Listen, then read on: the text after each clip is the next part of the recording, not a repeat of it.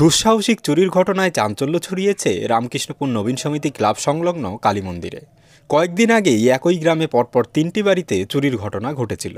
সেই সময় যদি দোষীদের শনাক্ত করা যেত তবে হয়তো বারবার এমন ঘটনা ঘটত না।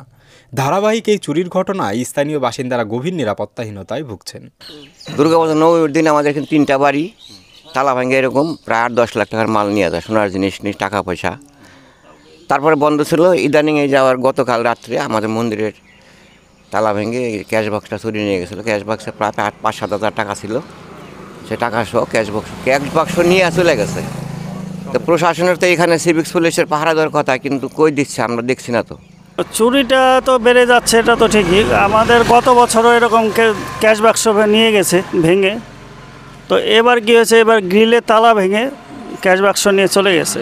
তো প্রশাসনকে আমরা গতবারও জানানো হয়েছিল, তো প্রশাসন সেরকম কোনো ব্যবস্থা নেয়নি, আমাদের কোনো সদুত্তর আমরা পাইনি। এবারও আমরা জানালাম, দেখি কতটা কী করা যায়।